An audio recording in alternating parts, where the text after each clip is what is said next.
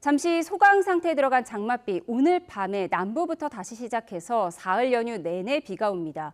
오늘과 내일은 호남 지역을 중심으로 많은 비가 내리고 토요일인 모레는 중부에 주로 폭우가 쏟아져서 일요일까지 이어진다고 합니다.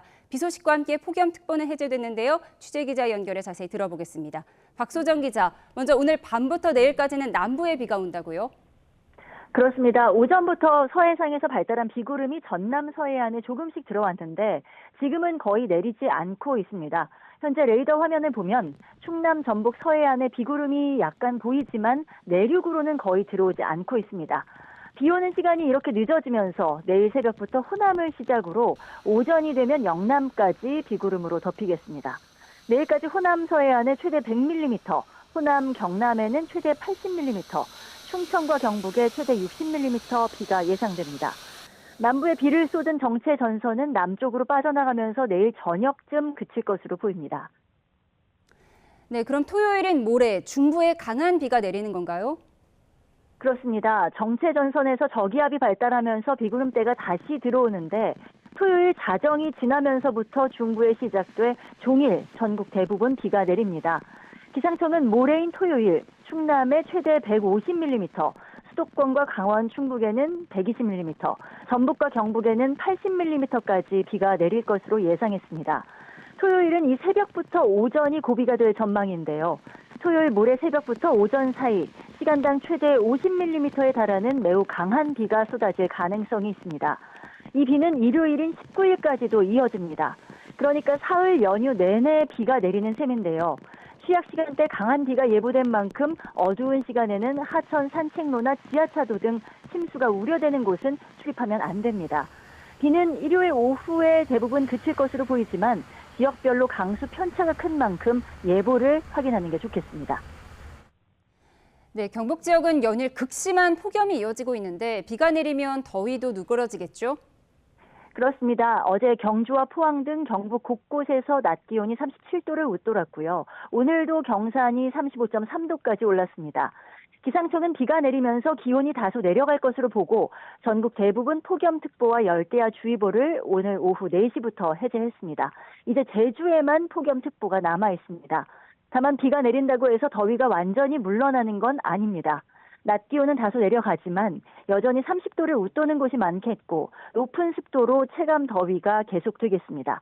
지금까지 과학기상부에서 YTN 박소정입니다. 연휴 내내 쏟아질 장맛비의 최대 고비는 언제인지 또 얼마나 강하게 내릴지 자세히 짚어보겠습니다. 네, 김민경 기상재난 전문기자 스튜디오에 나와 있습니다. 어서 오십시오. 안녕하세요. 네. 자, 지금 잠시 소강 상태를 보이던 장맛비가 다시 시작됐는데 오늘과 내일 남부를 중심으로 비가 내린다고요?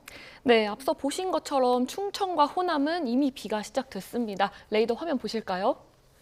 이 서해상에서 발달한 이 비구름 덩어리들이 점점 우리나라로 유입되고 있습니다. 점차 충청과 호남을 지나서 오늘 오후부터 밤 사이에는 영남 지역에도 영향을 주겠는데요. 이 정체전선은 아직 이렇게 중국 동쪽 해상에 있습니다. 이 비구름들은 이 정체전선의 앞단에서 만들어진 비구름인데요.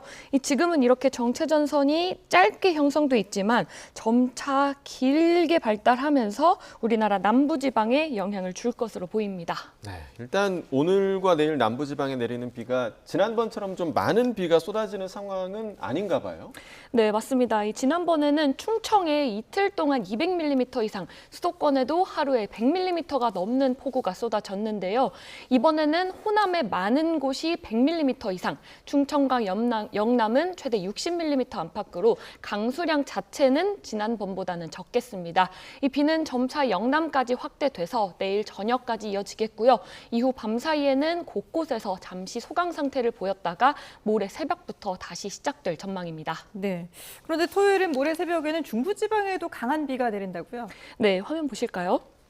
이 토요일 새벽부터는 정체전선에서 이렇게 저기압이 발달해서 비구름이 중부까지 확대됩니다.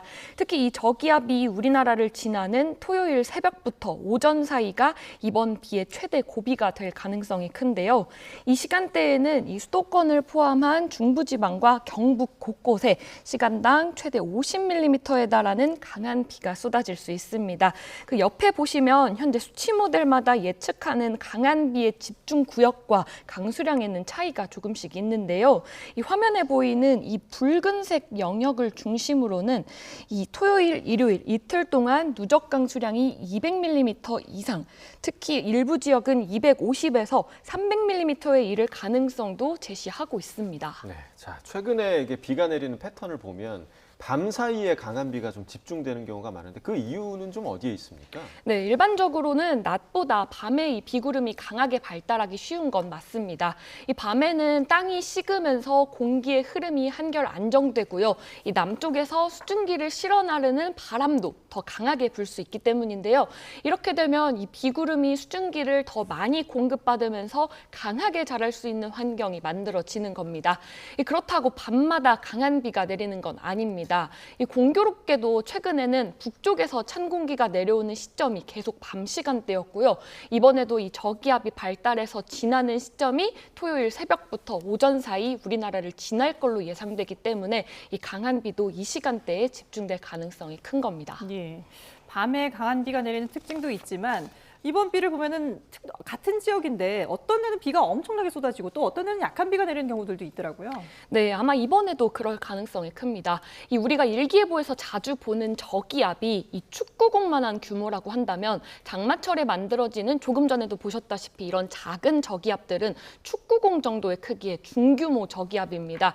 이 축구공을 운동장 어디에 던질지 정확하게 맞추기 어려운 것처럼 이 규모가 작을수록 강한 비가 쏟아지는 위치를 예측하기도 훨씬 어렵습니다. 이 강한 비가 쏟아지는 이유 가운데 또 하나는 해수면 온도인데요. 이 수온이 높아질수록 바다에서 증발되는 수증기도 많아져서 비구름의 재료가 더 풍부해집니다. 이 왼쪽이 지난주, 오른쪽이 이번 주입니다. 이 빨간색으로 표시한 25도 선이 지난주보다 조금 더 북쪽으로 올라온 걸 볼 수 있는데요. 그만큼 우리나라 주변 바다가 더 따뜻해졌고 비구름에 공급되는 수증기도 더 늘어난 겁니다. 여기에 정체전선과 저기압까지 더해지면요, 이 더 강한 비구름이 더 쉽게 발달할 수 있는 환경이 만들어지는 겁니다. 네. 자, 이번 그 장맛비에 충청과 수도권 곳곳에 이제 피해가 꽤 있었는데 비가 내리는 시간은 그렇게 길지 않았거든요. 짧은 시간에 내렸는데 상당히 좀 피해가 좀 있었던 것 같아요. 맞습니다. 이 피해는 비가 얼마나 오래 이어졌냐보다 얼마나 한꺼번에 많이 쏟아졌느냐가 더 중요한데요. 이 같은 100mm의 비라도 하루 내내 내리는 것과 한두 시간에 몰아서 내리는 건 피해가 완전히 다릅니다. 제가 도심 침수 실험량을 취재한 적이 있는데요. 이 우수관이 일부 막힌 상태에서 시간당 100mm가 넘는 강도로 물을 흘려보냈던 이 맨홀 뚜껑이 30초도 안 돼서 들썩이기 시작했습니다. 이 비가 한꺼번에 쏟아지면요, 이 배수 시설도 그만큼 빨리 한계에 이르는데요. 그래서 요즘처럼 이렇게 짧은 시간에 강한 비가 내리면 침수 피해도 순식간에 커질 수 있는 겁니다. 예. 자, 그럼 이번 비 언제까지 이어질까요? 네, 우선 비는 일요일까지 이어질 전망입니다. 이 기상청은 우선 토요일 새벽부터 오전 사이를 가장 위험한 시간대로 보고 있고요. 다만 그 이후에도 상황을 지켜봐야 합니다. 일부 수치 예측 모델에서는 토요일 밤부터 일요일 새벽에 다시 중부지방을 중심으로 비구름이 강하게 발달하는 걸로 모의를 하고 있습니다. 이 기상청이 아직 일요일까지의 강수량을 발표하지 않았고요. 내일 수시 브리핑을 예고한 것도 이런 변동성을 고려한 것 때문인데요. 아직 예측에는 변동성이 있지만 이 토요일 밤 사이에도 안심하기보다는 강한 비에 계속 대비하시는 게 좋겠습니다. 자, 이번 비는 일단 이번 주 일요일까지인데 그러면 장마는 언제까지 이어집니까? 네, 우선 평년 기준으로 장마는 제주도가 7월 20일, 그리고 남부가 24일, 중부는 26일쯤에 끝납니다.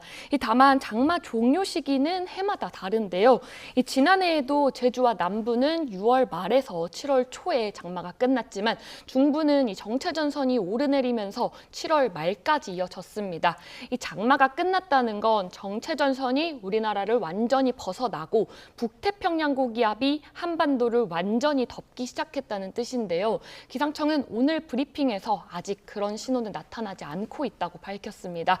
그래서 이번 비가 지나더라도 장마가 끝났다고 단정하기는 좀 이르고요. 조금 더 지켜봐야 할 걸로 보입니다. 예, 알겠습니다. 지금까지 김민경 기상재난전문기자와 함께했습니다. 잘 들었습니다.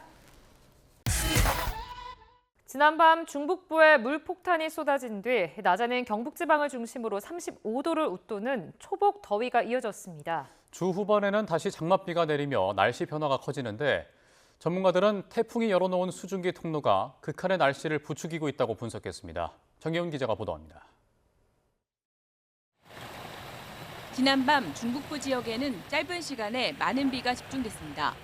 서울 강북구에 130mm가 넘는 호우가 쏟아졌고 경기와 강원도에도 100mm가 넘는 집중호우가 내렸습니다. 시간당 강수량도 50mm 안팎으로 극한 호우 수준의 강도를 보였습니다. 해안과 일부 내륙에서는 초속 25m 안팎의 태풍급 돌풍이 몰아쳤습니다. 중국에 상륙한 태풍 바위에서 약화한 비구름이 수도권 등 중북부 지방을 강타했기 때문인데 일부 전문가들은 태풍 바비가 중국을 거쳐 세력이 약화한 뒤 우리나라까지 이동하는 과정에서 열대 수증기 통로가 만들어졌다고 분석했습니다. 특히 태풍이 중국에 상륙하기 전에도 초강력 수준의 강한 세력을 유지해 많은 열대 수증기를 끌어올렸다며 이로 인해 우리나라도 극한 더위와 호우, 강풍 등 복합적인 날씨가 나타났다고 밝혔습니다. 엘니뇨 환경에서 태풍이 길게 늘어진 경로를 이동하며 충분하게 강력한 엔진이 만들어지다 보니까 그만큼 고온의 수증기들을 우리나라 쪽으로 풍부하게 끌어올린 결과인데요. 이번 태풍이 우리나라 쪽으로 직접 북상하지 않은 것은 다행이었지만 폭염과 집중호우와 같은 그런 방식으로 위험하고도 불편한 여름철 대특징을 잘 보여주고 있습니다. 요란한 비가 그친 뒤 중부와 호남은 잠시 폭염과 열대야특보가 해제됐습니다. 하지만 동해안과 영남은 폭염특보 속에 35도를 웃도는 초복 더위가 계속됐습니다. 기상청은 뜨거운 열기 위로 오늘부터는 남부지방에, 주말에는 전국에 다소 강한 장맛비가 내릴 수 있다며 주의를 당부했습니다. YTN 정혜윤입니다.